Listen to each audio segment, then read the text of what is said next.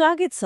आज हामी कवि सुभाष चन्द्र देवकोटाको एउटा खै कस्तो भनौँ निकै अनौठो र शक्तिशाली व्यङ्ग्यात्मक कविता जय सुन बारे अलि गहिरिएर कुरा गरौँ न त। यो सामग्री हामीलाई एक श्रोताबाट प्राप्त भएको हो, उहाँलाई धन्यवाद। यो कविताले एउटा यस्तो संसारको कुरा गर्छ जहाँ जे सोचियो त्यही सुनको छ। सांसद, सडक, हावा, हिमाल सबै सुनको। कस्तो होला है। लौ यसलाई अलि खोलौँ त।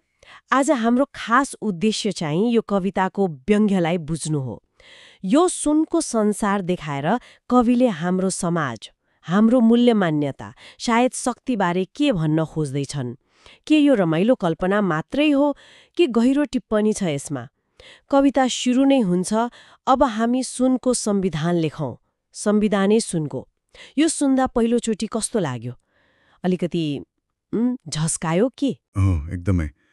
पहिलो लाइनमै कविताको के रे त्यो व्यङ्ग्यात्मक टोन सेट भइहाल्छ नि। संविधान भनेको त नियम, कानुन, मूल्यको कुरा हो। त्यसलाई सुनको बनाउनु भनेको मतलब के कानुन, न्याय पनि पैसाले किन्न सकिन्छ वा सुनकै आधारमा लेखिन्छ? यहीँनिर पहिलो प्रश्न उठ्छ। कतै हाम्रो समाजको जग नै भौतिक सम्पत्ति त हुन लागेको छैन? हो, त्यो प्रश्न निकै जायज छ। अनि कवि त्यतिमा रोकिँदैनन्। पुरै शासन र प्रशासन नै सुनको बनाउने कुरा गर्छन्। जस्तो सुन गालेर सुनकै सांसदहरू बनाऊ, अनि सुनकै सभामुख र सुनकै मन्त्रीहरू बनाऊ, अझ सुन काटेर सुनकै नेताहरू बनाऊ रे। यो त सिधै राजनीतिक प्रणालीमाथिकै चोट भयो, होइन र? हो नि। सांसद, मन्त्री, नेता यिनीहरू त नीति बनाउने, देश चलाउने मुख्य मान्छे हुन्।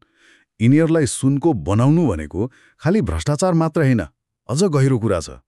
यसले के देखाउँछ भने सायद योग्यता, विचार, जनताको मतभन्दा पनि धन नै राजनीतिक शक्तिको स्रोत बन्यो कि पद किनबेच हुन्छ, नीति पैसाले बन्छ भन्ने खालको अलि तितो यथार्थतर्फ सङ्केत गर्छ यो।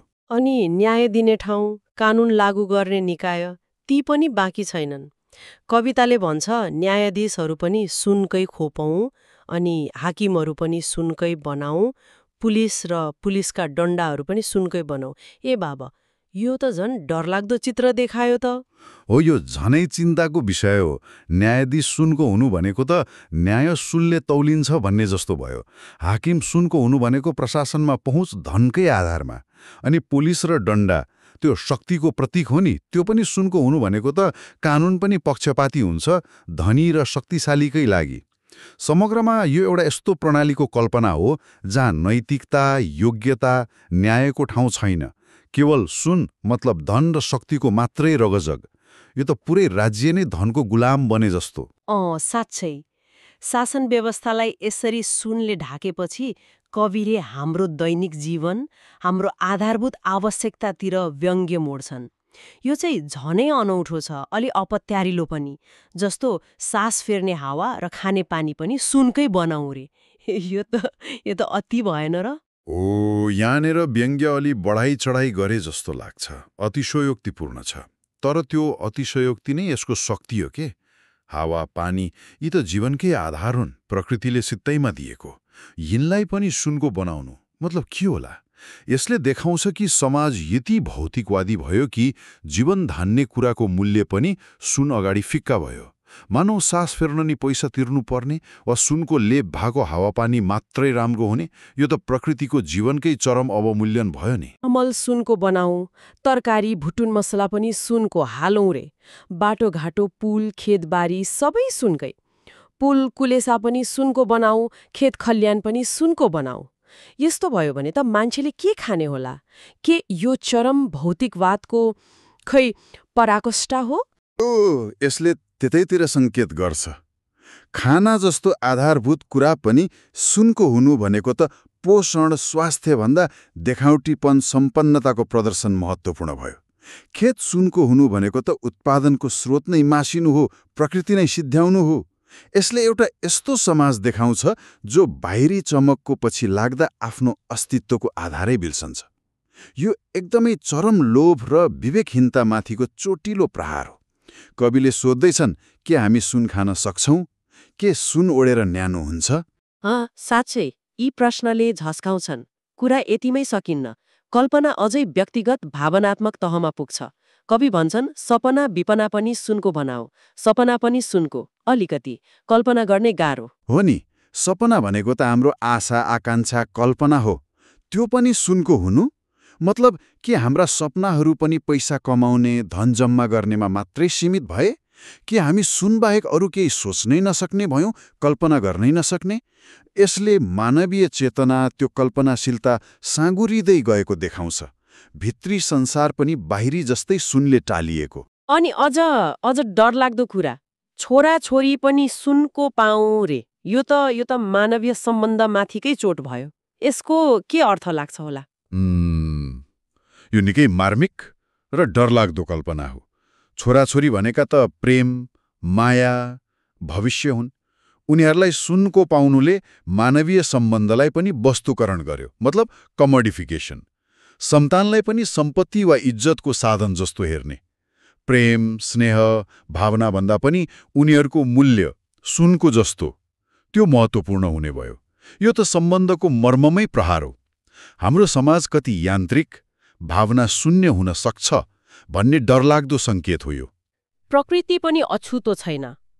हिमाल पहाड पनि सुनको बनाऊ, अनि ओड्ने ओछ्याउने सबै सुनको बनाऊ। प्राकृतिक सुन्दरता, दैनिक जीवनका सामान्य चिज पनि सुनकै। यसले त पुरै परिवेश नै कृत्रिम, निर्जीव बनाउने भयो नि। ठिक भन्नुभयो। हिमाल, पहाड प्रकृतिको विशालता, सुन्दरता, स्थिरताका प्रतीक हुन्। तिनलाई सुनको बनाउनु भनेको त्यो प्राकृतिक सौन्दर्य मासेर कृत्रिम चमक भर्नु जस्तै हो। ओड्ने ओछ्याउने जस्ता सामान्य चिज पनि सुनका हुनुले के देखाउँछ भने हरेक कुराको मूल्य त्यसको उपयोगितामा होइन, त्यसको सुनको मूल्यमा छ। यसले जीवनलाई कति बोझिलो, असहज र देखावटी बनाउँछ होला। समग्रमा भन्दा कविले एउटा यस्तो संसार देखाए जहाँ प्राकृतिक होस् कि मानवीय, सबै कुराले आफ्नो मौलिकता गुमाएर सुनको कृत्रिम मूल्य बोकेका छन्। यो सबै सुनै सुनको संसारको कल्पना एकदम उचाइमा पुग्दा कविताले एउटा अन्तिम आदेश दिन्छ। अब सुनकै बोलौं, सुनकै हाँसौं, सुनकै खाऊं। यो त मान्छे हुनुको अर्थ नै बदल्ने कुरा भयो। हो, यो कविताको व्यङ्ग्यको क्लाइम्याक्स हो। यसले पूर्ण अमानवीकरण, डिह्युमनाइजेसनको अवस्था देखाउँछ। बोली, हाँसो, खाना यी त हाम्रो मानवीय पहिचान, भावना, अभिव्यक्तिका माध्यम हुन्। जब यिनी सुनका हुन्छन् तब वास्तविक संवाद, खुशी, जीवन धान्ने प्रक्रिया नै सकियो। मान्छे बोल्दैन, सुन बोल्छ। मान्छे हाँस्दैन, सुन हाँस्छ।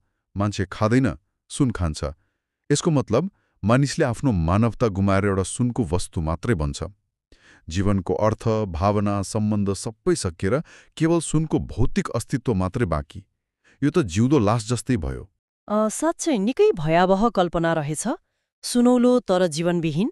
तर यस्तो अन्धकार चित्र देखाइसकेपछि कविताको अन्त्यमा एउटा अनौठो सुन्दा समाधान जस्तो लाग्ने तर खासमा व्यङ्ग्यात्मक पञ्चलाइन आउँछ।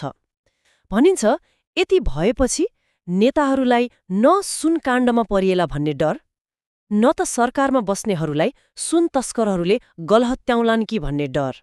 अनि निष्कर्षमा नकाटे बाँस न बजे मुरली, जय सुन।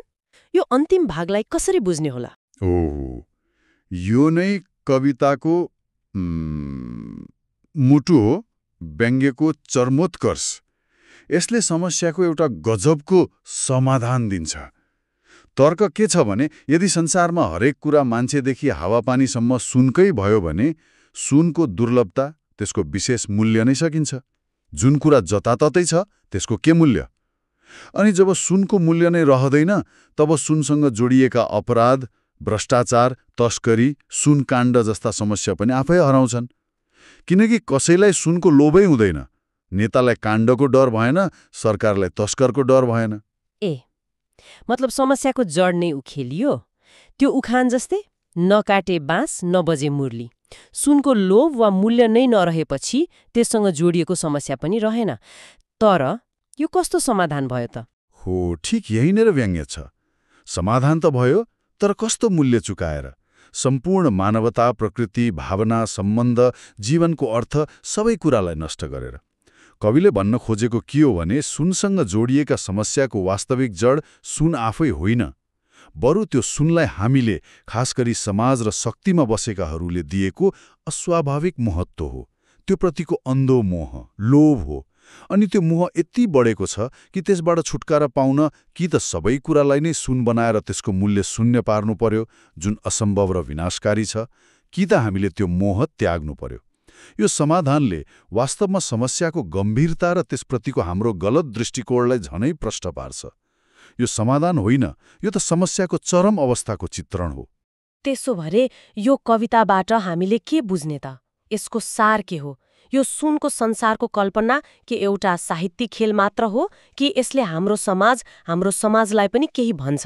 मलाई लाग्छ यसको सन्देश बहुआयामिक छ। पहिलो, यसले चरम भौतिकवाद, लोभ अनि धनप्रतिको त्यो अन्धो मोहले कसरी मानवीय मूल्य, नैतिकता, सम्बन्ध, प्रकृतिलाई समेत बिगार्न सक्छ भन्ने कुरा एकदमै शक्तिशाली ढङ्गले देखाउँछ। दोस्रो, यसले शक्ति संरचना, राजनीति, प्रशासन, न्याय कसरी धनबाट प्रभावित हुन सक्छ र त्यसले समाजमा कस्तो विकृति ल्याउन सक्छ भन्ने बारेमा सचेत गराउँछ।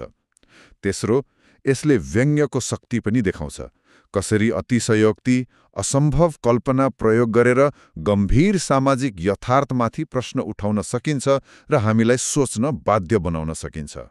हो, निकै गहिरो विश्लेषण भयो। यस्तो लाग्छ यो कविता खालि सुनको बारेमा मात्रै होइन, यो त मूल्यको बारेमा हो, हामीले जीवनमा के कुरालाई महत्त्व दिन्छौँ भन्ने बारेमा। यो एकदम सही। सुन यहाँ एउटा शक्तिशाली प्रतीक हो जसले धन, शक्ति, प्रतिष्ठा वा कुनै पनि त्यस्तो कुरालाई जनाउन सक्छ जसको पछि समाज अन्धो भएर लाग्छ र त्यो दौडमा अरू महत्त्वपूर्ण कुराहरूलाई बिर्सन्छ। कविले हामीलाई सोधिरहेका छन्, कतै हामीले पनि आफ्नो जीवनमा कुनै न कुनै कुरालाई यस्तै सुन त बनाएका छैनौँ जसले अरू सबै मूल्यलाई छायामा पारेको छ। यो निकै विचार गर्नुपर्ने प्रश्न हो। यो कविता लेखिएको समयभन्दा आज हामी अलि फरक समयमा छौँ होला, तर के यसका सन्देशहरू आज पनि उत्तिकै सान्दर्भिक छन् त? मलाई त लाग्छ झनै सान्दर्भिक छन्। सायद आजको सुनको रूप फरक होला। कसैका लागि त्यो सामाजिक सञ्जालको लाइक र फलोवर होला, कसैका लागि त्यो अनियन्त्रित प्रविधिको विकास होला, कसैका लागि त्यो केवल आर्थिक वृद्धि दरको अङ्क मात्रै होला। जब हामी कुनै एउटा कुरालाई यति धेरै महत्त्व दिन्छौँ कि त्यसले मानवीय सम्बन्ध, वातावरणीय सन्तुलन, मानसिक शान्ति जस्ता कुराहरूलाई बिर्साइदिन्छ, तब हामी कतै न कतै देवकोटाले कोरेको त्यही सुनको संसारतिर त गइरहेका छैनौँ। यो प्रश्न कविताले आज पनि हामी सामु राख्छ जस्तो लाग्छ। साँच्चै यो कविताले निकै सोच्न बाध्य बनायो। यो केवल सुनको व्यङ्ग्य मात्रै रहेनछ, यो त हामीले आफ्नो प्राथमिकता, आफ्नो मूल्य मान्यता कसरी तय गर्छौं भन्ने बारे एउटा सधैँ सान्दर्भिक रहने प्रश्न रहेछ। हो नि, र अब श्रोताहरूलाई पनि एउटा प्रश्न छोडेर जाउँ न त। के लाग्छ आजको समाजले कुन कुरालाई सुन जस्तै मानेर त्यसको पछि लाग्दा अरू महत्त्वपूर्ण मानवीय र प्राकृतिक मूल्यहरूलाई बिर्सिरहेको छ? वा के यो कविताको व्यङ्ग्य अब पुरानो भइसक्यो, आज त्यस्तो खतरा छैन जस्तो लाग्छ? आफ्नै अनुभव र परिवेशमा यो कवितालाई राखेर सोच्न सकिन्छ।